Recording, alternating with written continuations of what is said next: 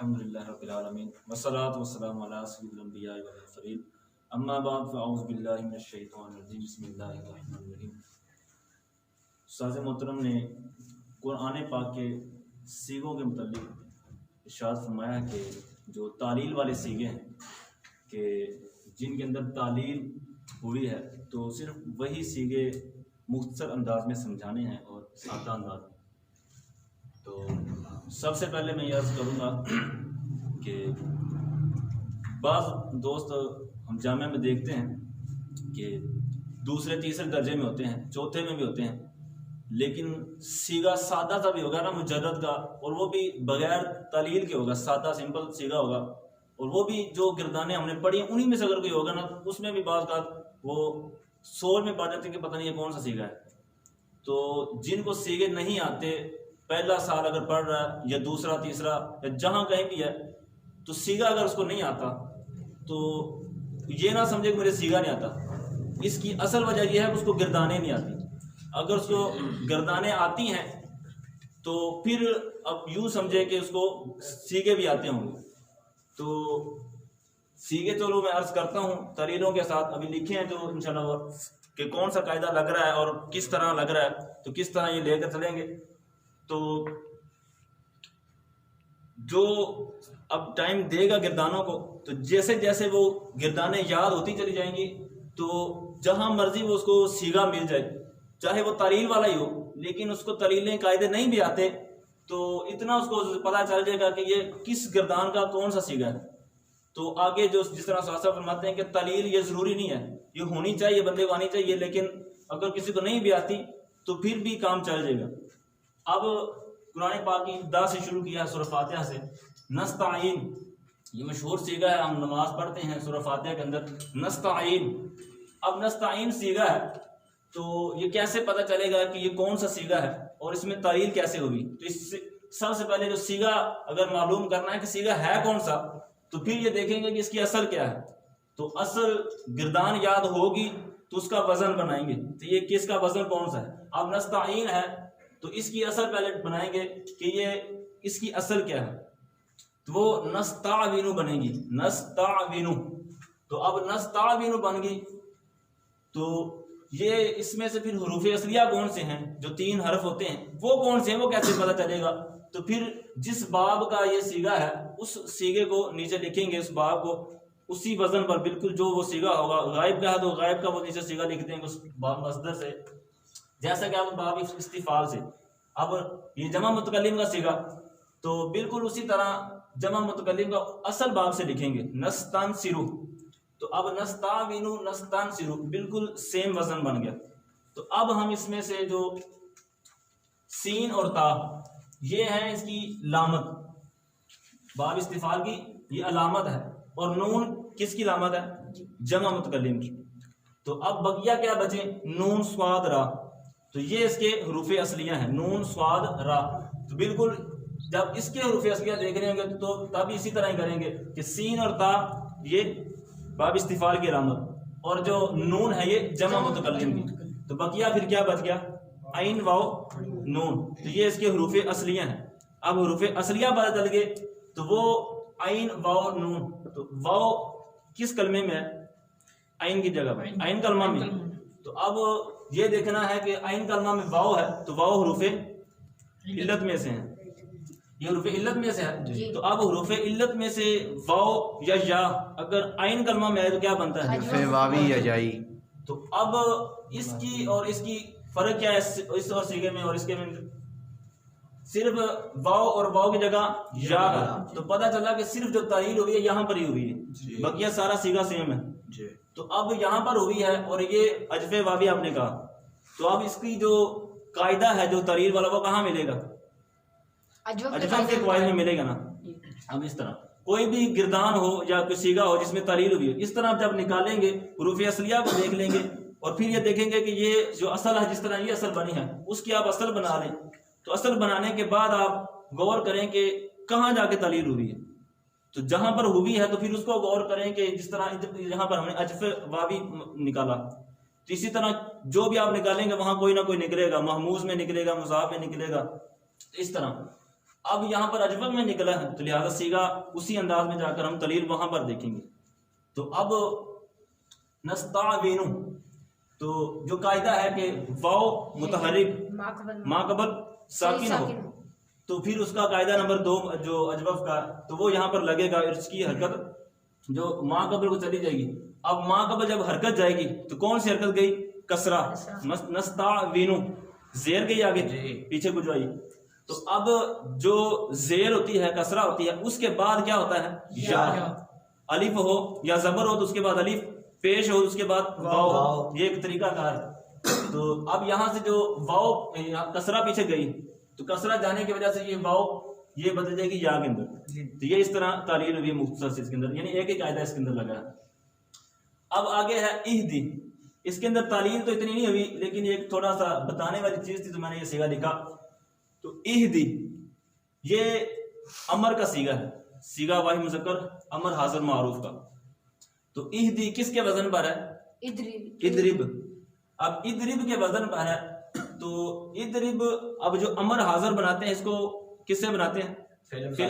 فعل مضارع حاضر سے. تو اب یہ اس کا سیگا لکھا جس سے یہ امر بنا ہے جی. تو اب بنانے کا طریقہ کار یہ ہے کہ امر حاضر جو بناتے ہیں تو اس کو جب فعل مضارع حاضر معروف سے بنائیں گے تو اس کی پہلے کیا کریں گے؟ علامت مضارع گرا دیں گے جی. علامت مضارع گرائی تو اس طرح پھر یہ بن گیا ہا دال اور یا رہ گیا جی. ٹھیک ہے. تو اس کے بعد پھر دیکھتے ہیں کہ آخر میں اگر حرف علت ہو تو اس کو یا نون اعرابی ہو تو اس کو گرا دیتے ہیں جی. اب یہاں پر صرف حرف علت تھا الف واو اور یا میں سے یا تھا تو اب اس کو بھی گرا دیا. تو پھر دیکھتے ہیں کہ جو فا کلمہ ہے ہاں، تو یہ فا کلمہ ہے تو یہ اگر ساکن ہے جس طرح یہ ساکن ہے تو پھر شروع میں حمزہ وصلی لگائیں گے، اور اگر ساکن نہیں ہے تو پھر اسی طرح اس کو رہنے دیتے ہیں، جو اس کے اوپر حرکت ہوگی اور اسی طرح پھر چلیں گے جس طرح کہ آپ نے مثالیں پڑھی ہوئی. تو اب یہاں پر جب یہ تا گرائی تو ہدا یہدی دارا یضرب سے یہ باب چلتا ہے ہدا یہدیو. تو یا تہدیو یہ بھی ایک قاعدے کی وجہ سے کہ یا مضموم ما قبل مکسور تھا اس کی وجہ سے تہدی ہو گیا. ٹھیک ہے. تو اس طرح یہ حرف علت امر بنانے کی وجہ سے جو گراتے ہیں تو اتنا ہی اس کے اندر یہ تعلیل سمجھ لے یا ایک طریقہ کار سمجھ لے. آگے مستقیم، یہ مستقیم. اب اس کی تعلیل کیا ہوئی ہے اور یہ کون سا سیگا ہے؟ تو اس کی پہلے جب اصل نکالیں گے تو پھر اور آسان ہو جائے گا. جس طرح ہم نے یہاں پر اس کی اصل نکال لی تو خود بخود ذہن میں آ جاتا ہے کہ نستنصرو کے وزن پر نستعبرو. اب مستقیم، اب ایسے عام بندہ جب پڑھے گا یا جس کو سیگوں کا اتنا تجربہ نہیں ہے تو وہ تھوڑا سا تذبذب کا شکار ہو جائے گا کہ پتہ نہیں کیا ہے. لیکن جیسے ہی اس کی اصل نکالے گا مستقویمو مستقویمو، تو جب اس نے اصل نکال لی تو اب تھوڑا سا اس کا ذہن جائے گا کہ اس وزن پر کون سا سیگا ہے. اب مستقویم پر کون سا سیگا آئے گا؟ مستنصرو. اب مستنصرو بھی ہوتا ہے اور مستنصرو بھی ہوتا ہے. مستنصرو اور مستنصر، ان میں کیا فرق ہے؟ مستنصرو اور مستنصرو ایک اس میں فاعل کیا ہے دوسرا اس میں مفعول کیا ہے. اب اگر اس کو مستقویمو کے وزن پر بنایا ہے تو بنانا پڑے گا کہ یہ مستنصر اس میں فاعل کا سیگا ہے. تو اب اس کے اندر بھی جب ہم اصل پر لے آئے مستقیم کو مستقویمو پر تو اب پھر اسی طرح دیکھیں گے کہ سین اور تا اس کے اندر کیا چیز ہے؟ علامت ہے استفعال کی. تو یہ میم کیا ہے؟ اس میں فاعل علامت ہے. ٹھیک ہے، اس میں فاعل کے لیے علامت ہے. ٹھیک ہے. تو اب اس میں فاعل تو اس میں مفعول کے اندر بھی میم آئے گی اسی طرح.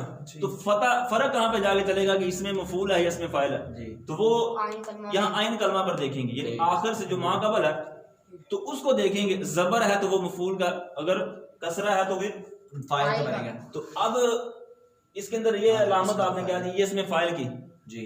تو اب کاف واو اور میم یہ تین حروف اس کے بنے کہ جو اس کا مادہ ہے قوم. اب اس کے اور اس کے اندر دیکھنا ہے کہ تعلیل کہاں پر ہے. بقیہ کسی جگہ نہیں ہوئی، صرف یہاں پر واو ہے اور یہاں پر یا ہے تو یہاں پر صرف تعلیل ہوئی.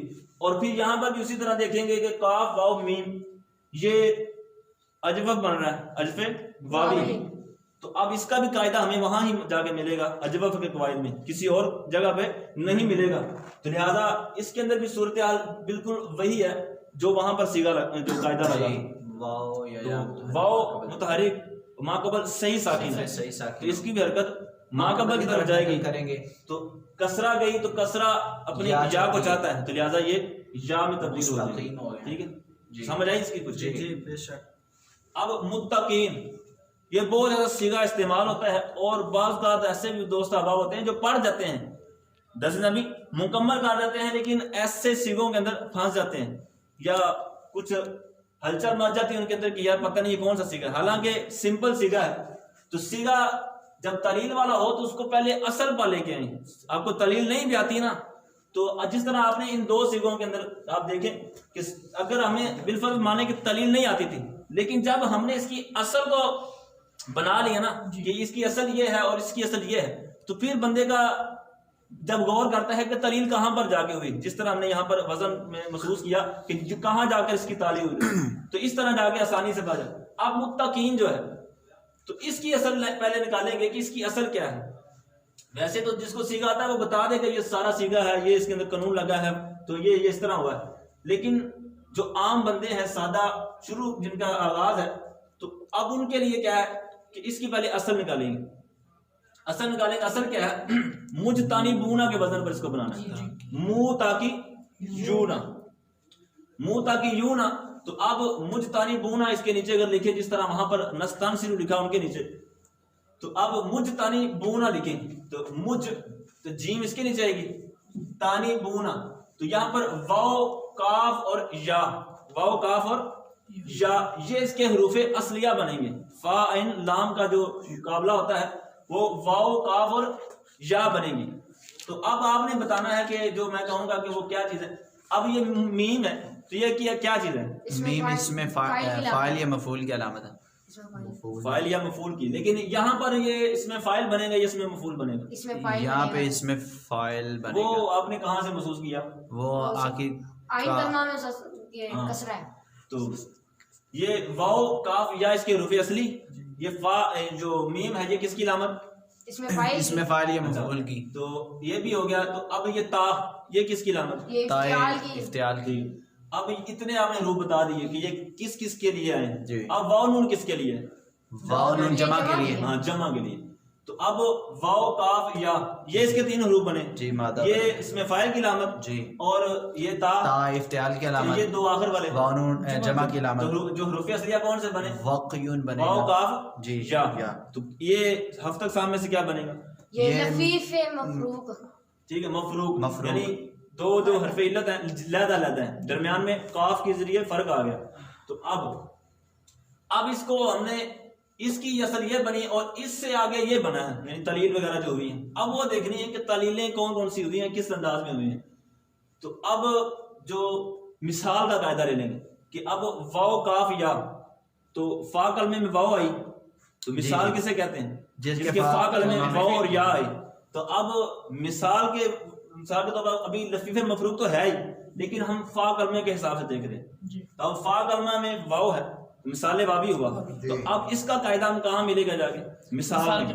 ٹھیک ہے. تو مثال کے قواعد میں سے یہ جو ہے کہ یہ واو یا اس کو لگا لیں کہ واو فا کلمہ میں واو آئے تو اس کو ہم تا سے بدلیں گے. تا سے بدلنا یہ واجب ہے. یہ ایک سبق میں ہے افتعال تفاعل. ہاں یہ وہی سیکھا اس پہ لگے گا. تفاعل کے فا کلمے میں واو آ جائے تو اسے تا سے بدل کر کام. تو یہاں پر فا کلمے میں جو آیا تو باب افتعال تفاعل اور تفاعل یہ تین جو باب ہیں. تو یہاں پر یہ فا کلمے میں واو آنے کی وجہ سے جو قاعدہ ہے تو یہاں پر تا سے بدلنا واجب ہے. تو اب اس کو تا سے بدلا تو یہ ساکن ہے تو یہاں پر بھی تا رہے گی ساکن. تو یہ ساکن اور یہ متحرک. تو اب یہاں پر جو قاعدہ لگے گا مد دن والا مد دن. تو اس کو کیا کیا تھا؟ مد دن آپس میں ادغام کیا. تو یہاں پر بھی چونکہ وہی شکل بن گئی دو ہمجنس حروف ایک ساکن اور ایک متحرک. تو اب متا ہو گیا. ٹھیک ہے اتنی تعلیل ہوگی متا. تو اب کون سی رہے گی؟ یہ والی کی یون کی جگہ کیا ہے یہاں پر؟ کین. متا یہاں پر سمجھ آ گئی نا اس کی.